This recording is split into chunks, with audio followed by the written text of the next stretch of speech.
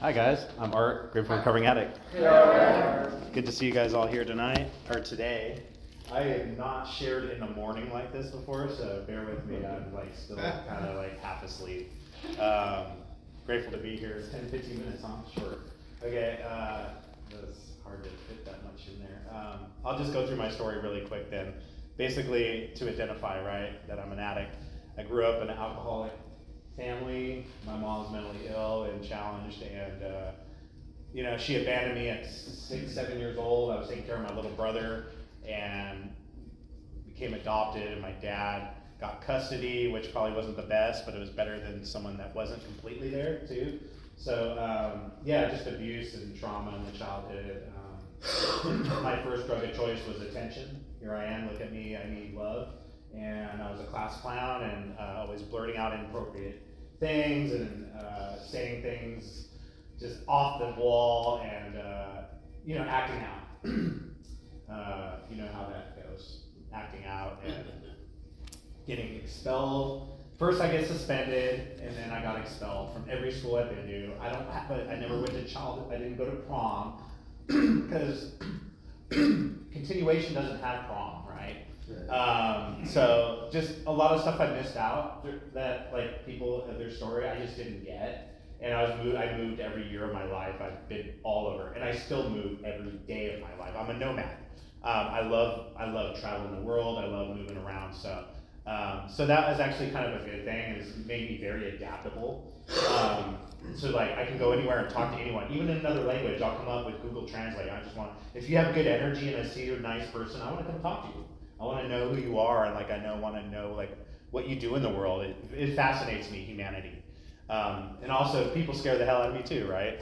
So like I said, trauma in the childhood, word of the court, went to Utah, kind of got emancipated, which was actually really good for me because I got structure and I kind of learned how to structure myself a little bit. And they were all Mormons in Utah, so they were like very good people. I don't believe in the Mormon church, but I believe in some of their values for sure. Especially the 8 wives, just kidding. How that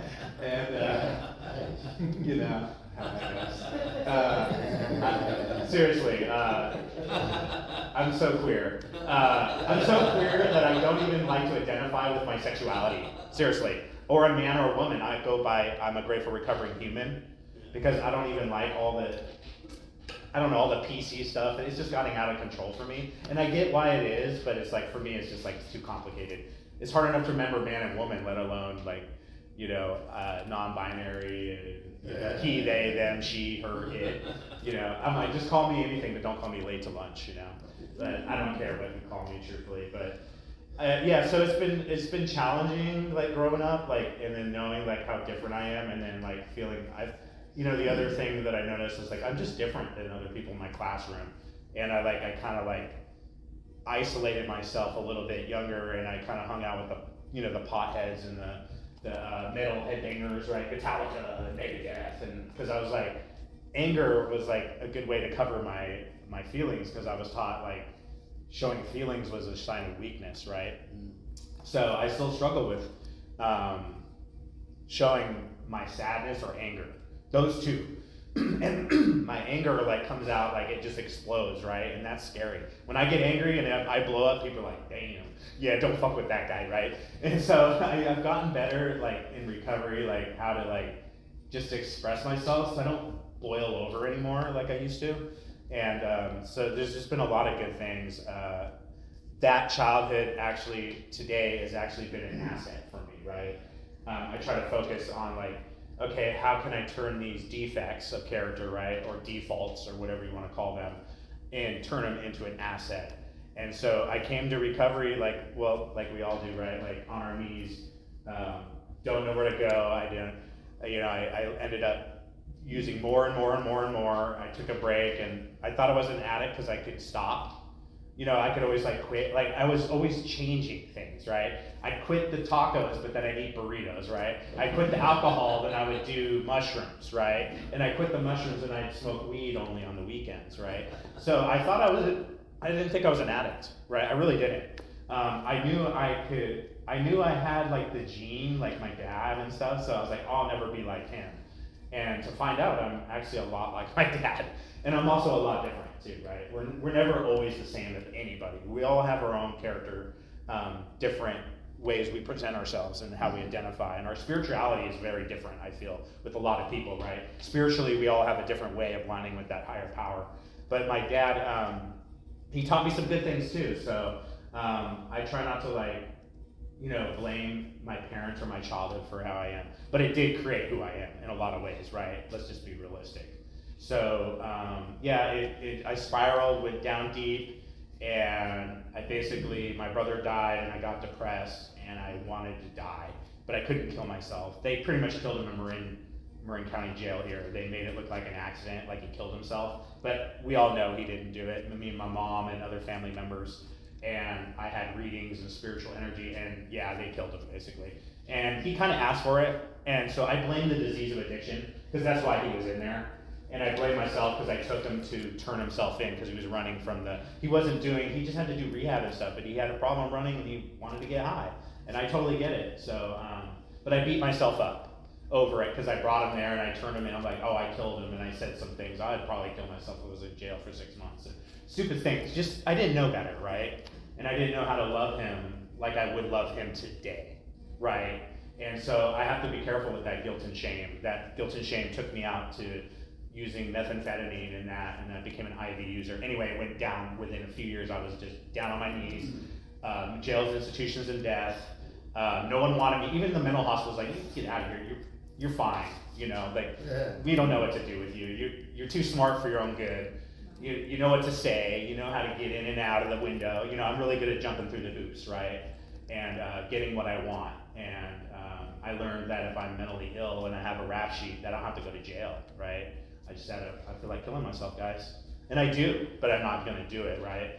But it was hard in my addiction not to actually kill myself, but I was killing myself with the drugs and using way too many drugs at month. Like how much I was using was just not cool. And because more is better, right? More. And I basically woke up in the hospital 5 days later, fentanyl-laced heroin, I think. I was using that to come down once in a while. It wasn't my drug of choice. But I'll use anything to change the way I feel, right? And I woke up 5 days later, my mom's sleeping on the floor, on the cement, hard, cold hospital floor. And I was like, oh my God. And I woke up, I was like, get out of here, Mom, because I didn't want anyone to see me. I was an isolator and van down by the river kind of guy. I didn't want anyone to see me because I knew how bad I became. I knew I wasn't who I really am, right? Because the drugs are like demons to me. It brings out like that mental demon that's in there, that's just, that disease that's just like, nothing can console that fucker. Not enough drugs, not enough women, not enough men, not enough anything can console that void in me, that darkness. And I remember, I'll never forget that van, and I was stuck in there, and I couldn't stop using this dull needle, and I couldn't hit the vein, and I was just going, motherfucker, and throwing it down. I gotta stop and grabbing it again, and it was like 2 in the morning, and I couldn't stop, because none of the pharmacies are open to get a new rig. And I was like, this sucks, and I was crying and screaming and just stabbing myself, and I was like, it dawned on me that I was an addict right then. It dawned on me I was a junkie, and I didn't know what to do, and I was like, so much darkness and despair, and I was like, I can't live, I can't die, I can't do this right, I can't feel good, and I was just like, this is bullshit. And I knew I had a problem, and that was like about a year before that overdose, and so that like spiritual message was there, and I knew I had a problem, but I didn't know what to do. And so I woke up, my mom was there, and I was like, Mom, get out of here, and she was telling me all this stuff, and I woke up, basically had a spiritual awakening. I was like, yay, I'm alive.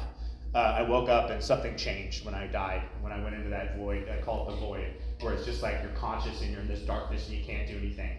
You're like a man with no arms and no legs, but you can't even paint or draw or sketch or talk to anybody, and you're just in this darkness, conscious of it, and you're stuck there. But not in like a meditation of peace, but in like, this sucks, I'm stuck in the void. So I've been in that void a couple times, and it's like hell. If there was a hell, that would be a way of explaining hell for me.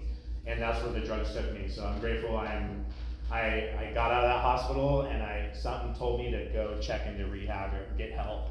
And I went to Second Chance, and I started going to meetings and living in the parking lot of my van instead of the river.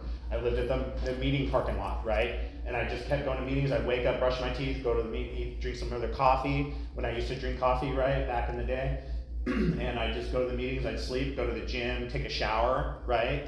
And I'd do my laundry across the street. Like, I kept my circle very small because I knew if I branched out, I would like relapse. And then I finally got into housing, and I got the director, manager, Jimmy-ish, he's my sponsor. He's a great guy. I asked him and he said yes, and we started working the steps and starting to I got into housing. I'm on Section 8 now. I've been on disability still. I'm still on disability because I really have a struggle getting up in the morning, holding a routine. I still have mental illness, depression, and now I just work for myself and kind of do side jobs. So I make it work, right? I jump through the hoops to keep my disability, but also I want to make more money, and I'm working on getting off of that because it's kind of like a crutch that keeps me capped. And it's spiritually limiting me too by continuing to do this behavior, pretend to take medications and all that stuff, right? I pretend to take medications, guys. That's just my honest truth, so I can stay on the disability, right? Because the only way to keep on, because I'm still so young, they want me to prove that I'm disabled. And I am, but I just don't like the medications. They make me I get fat. And they actually kind of balance me a little too much, I guess, maybe. And maybe I am addicted to the ups and the downs, but I'm in therapy too. I do get outside help. I go every week, even when I'm traveling. I do online Zoom meetings with her, and I've been through 3 different therapists in the 8 years I've been clean here. And that I just keep evolving, and I keep remembering to step up into the next person that I want to be, right? And right now I want to find a healthy, loving relationship. That's really important to me. Because I've been poly, and this poly shit's bullshit. I keep getting diseases, and I got HIV already, clean, right? And that's been a challenging thing for me to stay clean through, especially when I first got it. I thought I was gonna die, no one's gonna sleep with me again, and all these things that weren't true, right? Because I'm dirty and diseased. But actually, it's actually helped me travel the world. I went to Japan. I've gone to Amsterdam a couple times. I'm going to Africa. I'm going to New Zealand. I have things. I'm structuring my life to travel, basically. And so I'm stacking money on the side so I can travel because I've always wanted to go to Africa, right? I actually went to go and someone stole my passport.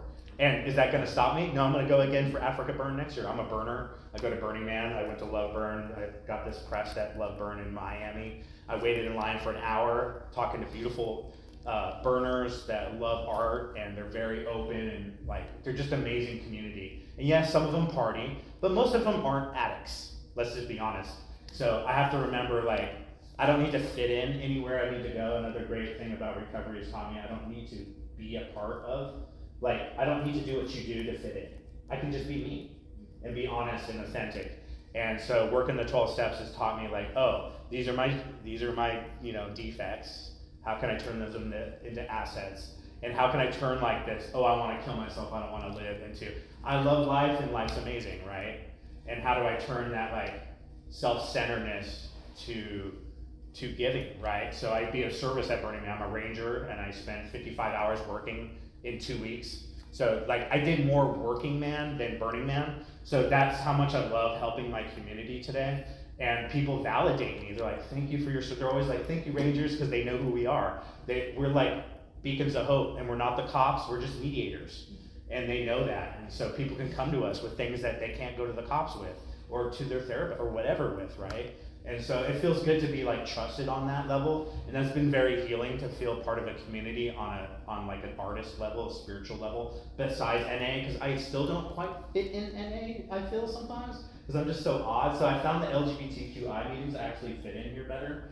So I love coming to these meetings because you guys are just more open and freer and less biased and judgmental, I feel, than those other standard meetings. And I'm not knocking other meetings, I'm just saying I tend to fit in more here. And I still feel like I don't fit in here. That's just my disease, right? My disease telling me I'm I'm different, I'm blah, blah, blah, blah, and I recognize that. And that what is cool about the 12 steps is it gives me a reprieve when I work and take a look and take an inventory and see where I am and check in. Because I never did that before. I would just go on and do, human doing, right? I'm sure you can identify with the human doing. I'm on my phone, I'm doing this, I'm going to work, I'm eating, going to bed, and then I'm doing.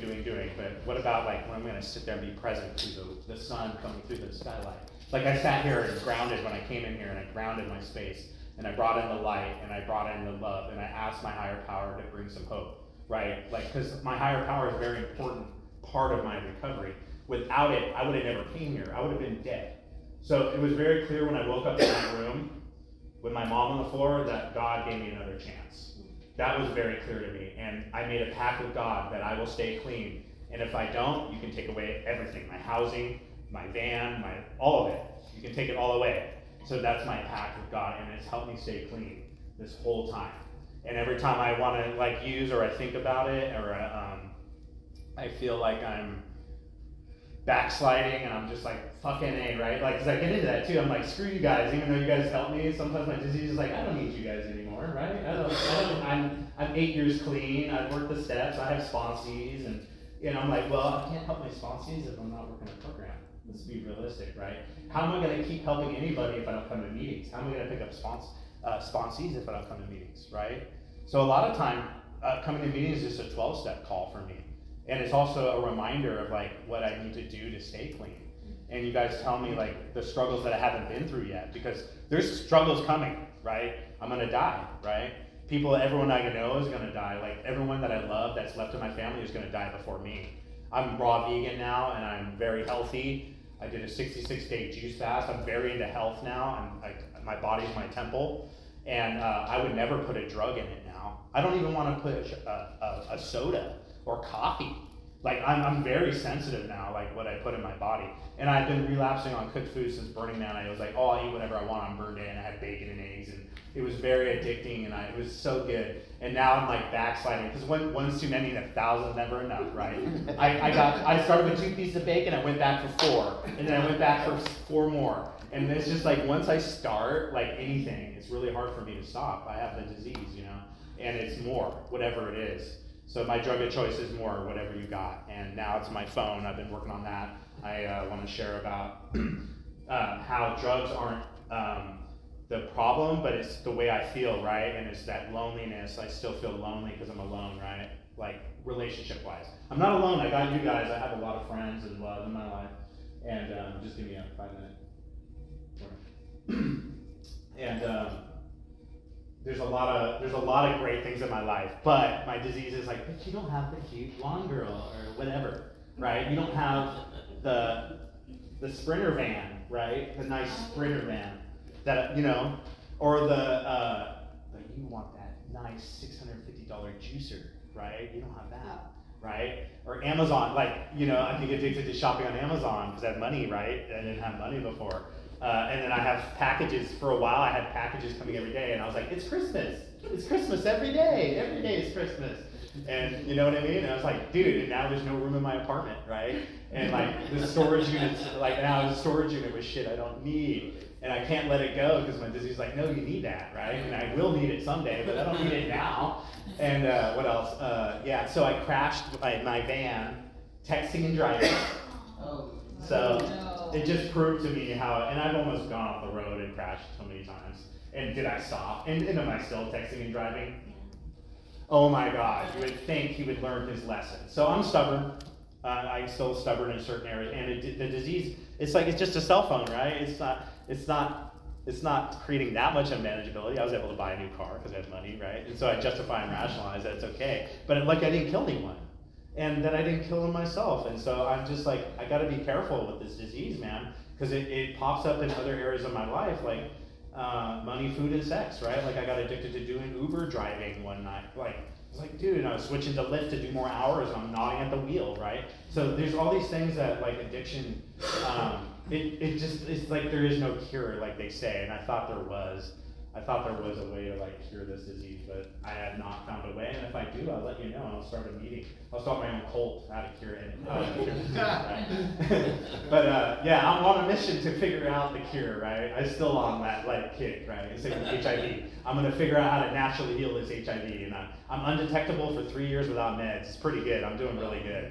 So, but I get checked, and so I'm just grateful. I have a spiritual higher power that says keep me in check and keep me in line. I still go to the doctors and be still rational, but also I have a spiritual belief that there's a reason why this happened, and that was to push me into change. Basically, was to push me into change to make new decisions that my rigid ideas were not working for me, right? Because I probably still wouldn't have gone to Japan. I've been talking about going to Japan for 20 years, guys, right? So that HIV really helped me like see how finite life is, and like it's time to start doing my goals and dreams. I didn't get clean to suffer, to sit in misery, to watch Netflix 8 hours a day, and to walk 3 dogs, you know, and like sit at home and like paint and draw and isolate, right? I got clean to like help others. I got clean to help myself. I got clean to help my mother and my parent and my family lineage, to help heal that generational curse, right? I got clean to like be more spiritual and like be more honest and like have some character, like, and stand up and like do the next right thing for the right reason. So I pick up trash at Burning Man. Even when I'm on the way to the thing and I'm in a hurry, I stop my bike, pull over, and pick up the goddamn battery, right? Because for me, that's the next right thing. And no one's looking around. I'm not doing it because I do it because it's a respect of Mother Earth, and I love this planet and the beauty that it is, and I don't want to see trash everywhere I go. You know what I mean? And I go to hot springs, and I'm kind of like a steward of the land, and I just like, you know, I sweep the rocks and make a little altar. Like, I'm just very hippie like that. I'm very into nature, stacking the rocks and like putting a little moss here and planting a little plant here. And next time I come back, I was like, look at what I did, the little plant's growing now, you know? And it looks beautiful, right? Like, I like to beautify things. And it's like, it's been a struggle because a lot of people don't honor our planet. You know, they just throw their shit everywhere in disrespect. And so, and what's great about recovery was, the biggest thing is it taught me how to love you guys no matter what you do. Because it's your choice. If you want to stick a needle in your arm and rape someone, that's your choice. Just don't do it in front of me. Just don't do it in front of me, right? And like, it's your journey, and that's your darkness that you have to work through. And how can I help, though? How can I help? But you have to be willing to ask me. I can't like go in there, and so I've learned about healthy boundaries, and like I'm still learning more about boundaries, but I'm learning how to like step up for someone when you're struggling, and step back when you're struggling too, like knowing when to step in and when to step back, and when to give and when to give to myself. And that's been a great thing. And another great thing about recovery I've learned is how to listen. I can actually listen today, and I can actually hear a message from you guys, because I couldn't listen before. And also I'm just grateful that I have another day clean today. That's the first thing I say when I wake up, is thank you, God, for another day clean, because I don't get it twisted. I didn't do this alone. And I say thank you for this fellowship, and I say thank you for these cotton sheets, and I say grateful for my housing, and I'm grateful for this, and I'm grateful for the love in my heart, and I'm grateful for my challenges too, because my challenges teach me to grow, and I'm grateful for change, because I used to resist change so much, and now I embrace it, because that's what gives me that new opportunity to become a better human, to be a better sponsor, be a better ally to my community, and be a better ranger, and be a better human in general, is to be like doing the next right thing, and doing it with integrity, and doing it without judgment, and doing it with and fearlessly, and just being me, and allowing you to know who I am. And I'll tell you what I think, because that's just who I am, but I do it in a gentle way. And I'm just grateful for all you guys here this morning, showing up this early for your recovery. That's amazing. It gives me a lot of hope, and maybe I've been working on getting up earlier in the morning, and that's been very helpful, because I tend to sleep till like 11 or 12, and I miss half the day. And it's been good. I've been shifting that energy and like getting into yoga again, and trampoline workouts, and just taking care of my body, because this is my temple. And thanks to you guys, you've shown me so much like love and hope and support and understanding. And I've never felt that, even in Burning Man. Like the camaraderie here is like unparalleled than any other place I've been. So I just wanted to thank you for being here for me and listening. And I can't wait to hear what you guys have to share. Thank you.